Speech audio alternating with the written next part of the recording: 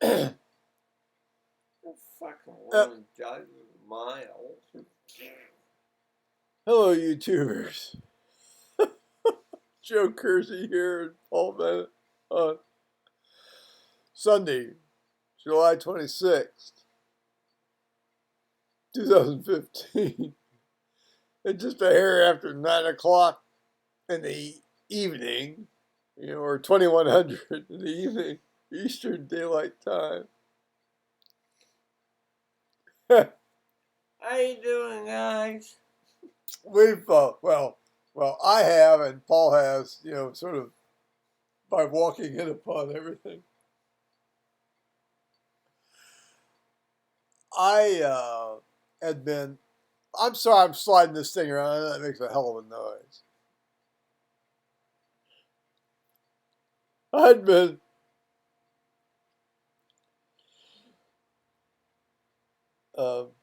apparently had become massively becalmed. Although that's not quite true, because I had been Skyping with our great internet UK friend Tony Pincham from about 3:20 till just a hair before 7 our time, right? Right. Yeah. And you came home. Oh shit! I got here about 5:30, quarters. Yeah, but you really didn't carry on with us much, did you? Oh, he shot shit. Yeah, a little bit, but not like you wasn't like you sat in here with us, did you? Yeah, Or I did. See, at a certain point, I don't remember things. Where you were at, you were having a sneezing jag. Well, see, I had a sneezing jag earlier, and I took a Benadryl because of that, because I was snotting. I had gotten to the point where I actually had to hold a paper towel over my face because I was snotting so much. I don't know why. Yeah, well, Tony kept wanting to shut off earlier because of your. Oh, see, I don't remember that. Not sneezing, hiccuping. So my brain had shut off, but my body had not. No. Well, you mean yes? Well, I mean yes, my brain had shut off, but my body had not. Yeah, you were still going. Oh, that happened. Well, yeah. Couldn't use it. I'm slow. I'll be good. Well, yes. I mean, took stuff to you've got to keep going. Because you were sneezing. I know. Well, honey, I mean, I was doing that early. I was doing that around about 1:30 in the afternoon. I was hiccuping. Oh, the hiccuping was because I was drinking this damn ass wine rather than being able to, drink beer like a man should be able to do. Yeah, because when you started sneezing and snotting, I asked you, did you get caught in that deluge this morning of rain? Yeah.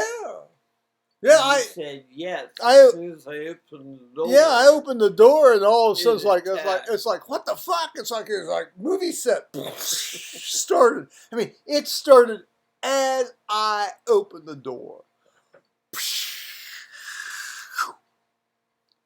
So I put on my blue LLB ring that has a pinhole in it. No, 2 pinholes in it, thanks to an individual down in North Carolina who thought she was being kind to me by sending it back.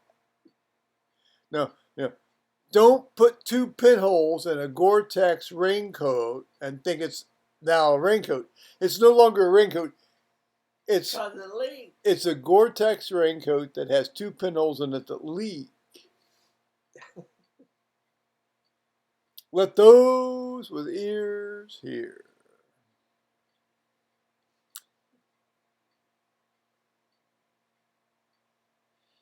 That poor man. That poor fucking man. Oh well. Oh, I was thinking today about that time that I was down there, they took me to this. Well, anyway, I went to, or was taken to, or whatever. Regardless of the agency, I ended up in At a country club. at the country club. Yeah, the country club. Notice the phrase. Notice the pronunciation. The country club. And now they were playing good music that night. They were playing that what's that ghost thing that they were playing some old '50s music, which is great. Yeah. But this real estate agent woman latched on to me, and she insisted that, well, she danced with me. Okay, well, all right, but she didn't want to just dance. She wanted to like Dance. I don't want to feel her old tits and twat up against me. She invited you back to her room. Oh no! Room? Hell no! She tried to. She wanted me to go home with her and fuck her. Right. What? Well, I didn't think it was home. I thought she was in on it. No. She was. That was her. She lived there. She was barking up the wrong damn tree on that one. I'll tell you on that. It wasn't. It wasn't like I went down there and I said, "Hey, I'm good." But people sort of knew. Brad's friend, Kyle's friend from Columbus is gay. This real estate woman didn't get the message on that one. And like how many times can you fend these people off? I mean, she's thrusting herself against me. I mean, if it had been a guy, hell, I'd have loved it. I'd have been, tuned in and out of there in a heartbeat. But, because I kind of respond well to that approach. But good Lord. It's like, Can we have a male realtor over here? just awful. So I was mentioning it to somebody else in a comment today. Well, let's see. So, got home. I left for church at 8:30. I got home at noon because of all the hoo-ha, about which more anon, perhaps. I did another hour and a half overtime. He's got overtime. He got some overtime. That's good. From his standpoint. And So they called back. well, they can't call back unless they just don't schedule you for a certain amount of time. Okay, Mondays usually real slow and fast. So I can possibly get out early and I'll not be overtime by tomorrow afternoon. Stay tuned. Well, okay. In general, they do seem to treat you fairly well, I think. Yeah. Well, compared to that joint you worked for before. Right. Oh, good Lord. Well, that's not damning them with faint praise.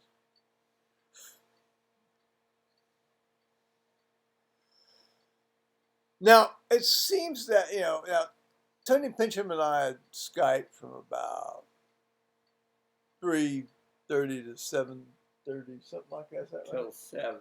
7. 7. And Paul came in, and it seems at that point I decided to lose consciousness. Well, no, you went into sneezing jag and stuff. Well, I had to have lost consciousness because I don't remember it. Oh, you went into An unconscious sneezing jag? hell. I mean, you were sneezing, snotting, blowing your nose. Yeah, well, that's what happened earlier because I was doing that. Oh, well, anyway. So much for secretions. Now, to get to the heart of today's stories.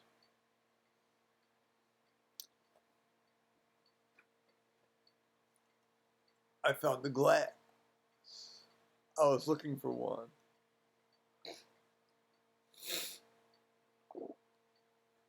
Now, I read the great story from 2 Samuel about David walking on the roof of his house. And in some translations it says this, it's wonderful.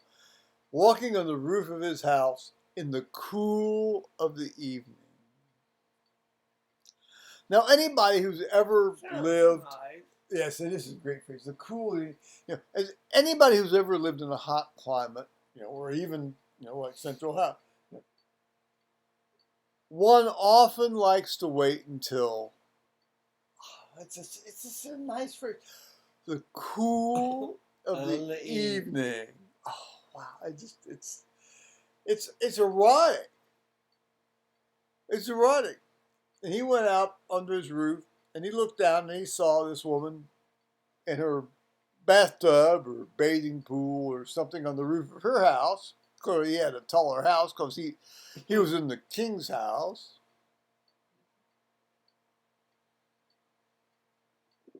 And he liked the cut of her jib, say the least. And her name was Bathsheba. And she was the wife. So I said Rife. No, that's not Vern Rife. He ran the House of Representatives of Ohio, state of Ohio for a while. The wife. The wife.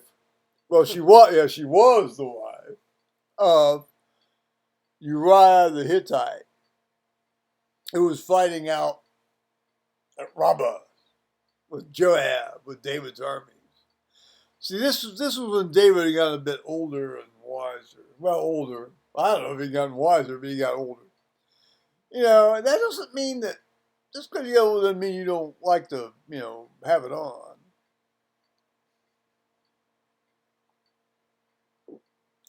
He had a number of wives. He didn't have nearly as many wives as his son Solomon did, but he cut the rug with a few of these women, or a number of these women. Anyway, so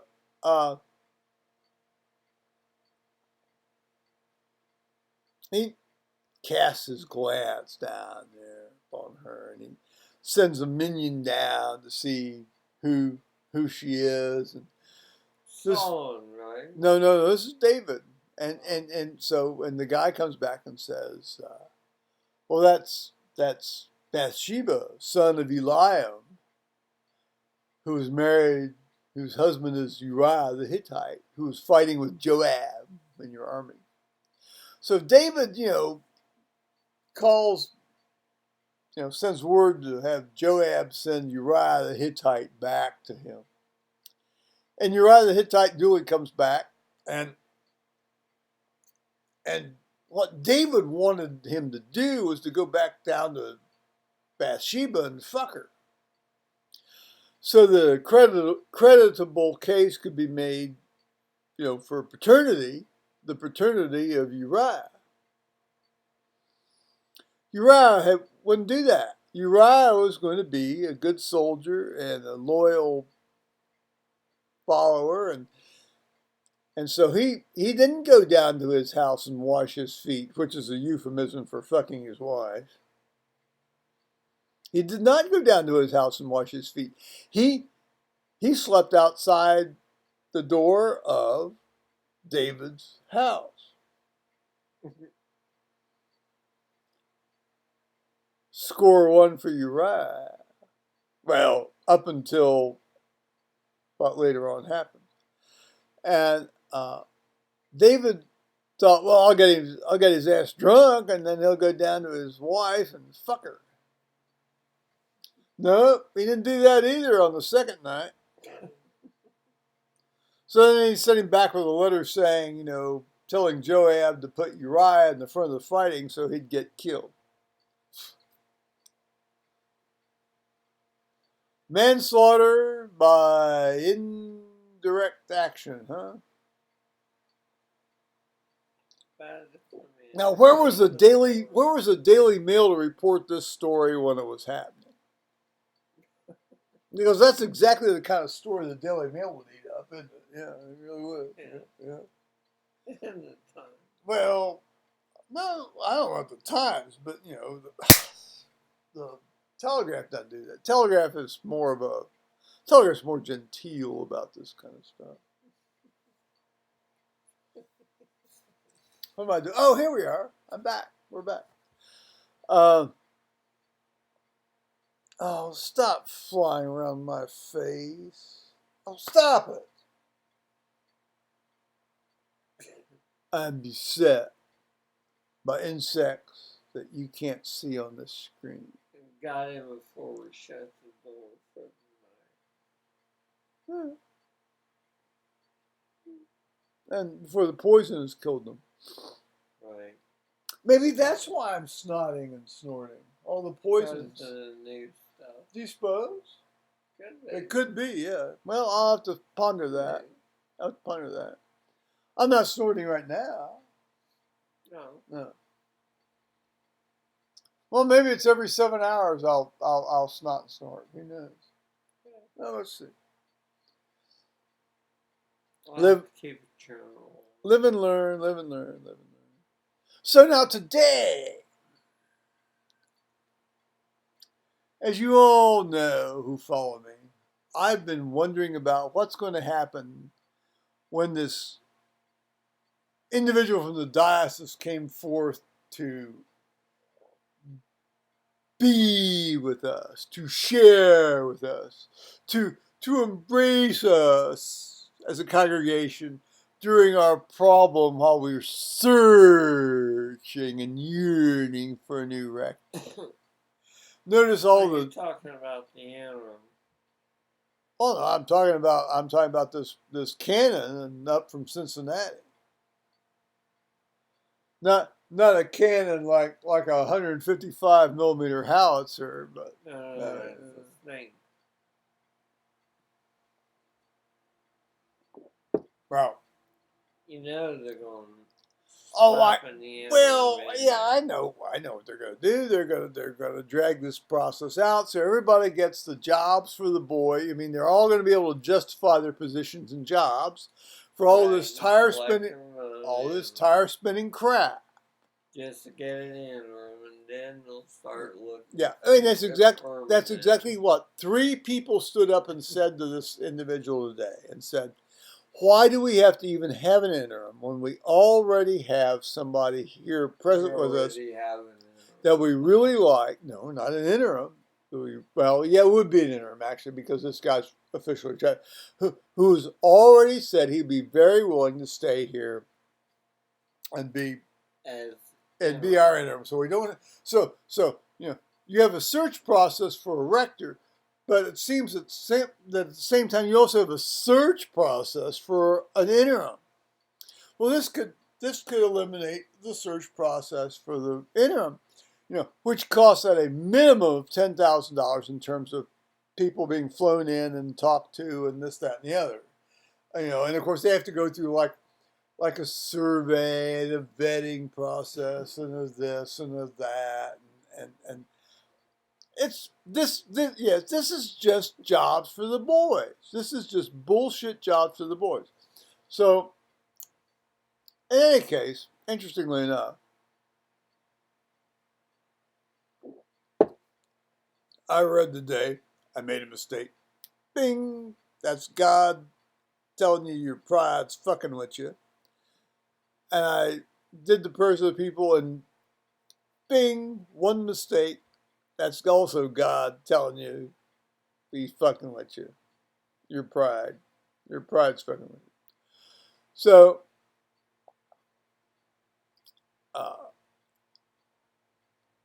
as this canon met with us, shared with us, talking about how she discerned things with us, and I'm sort of I'm listening. Obviously I want to hear what she's got to say, and then people would say, and people would keep beckoning me forth out the door. It was exactly like being back in the dorm when I'd get all this sort of like these little confidences laid upon me And all dormant. oh yeah, oh I heard all sorts of stuff. I was like, no, well, that's what I said. So, hey guys, so and the one fella that I like all these people obviously, but the one fella I really like, he got so fucking mad he stormed out and took his wife with him. He turned blood red. Oh, he turned. I thought he was gonna have a stroke. He was mad. He was 85 years old. The top half of his body turned beet red. That's not good. See, I love to go to church, and I love to do church, and I love to worship God. But long ago I decided that all of the extraneous bureaucratic crap is just so much so I can't take a lot of that shit seriously. Now admittedly, I do start taking it seriously when some of the people in charge say that they don't really believe in the reality of the resurrection and Jesus Christ as the Son of God, which I find that bullshit. which is the case in well, no, it is bullshit. Which is the case in some parts of the U.S. Episcopal Church hierarchy, but basically, as long as you believe in the resurrection and Jesus Christ as the Son of God, I'll tolerate a lot of horse shit anymore. I've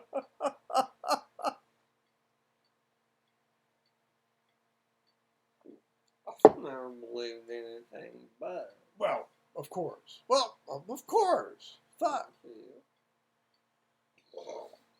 So now Paul came home after you. Well, you came home when I was on the horn of Tony. Yeah, I got here about 4 or 6. Sometimes Paul sees me at my word. Yeah, I got here about 4 or 6. Sometimes he sees me at my bed. I hadn't had for a while, but sometimes he does.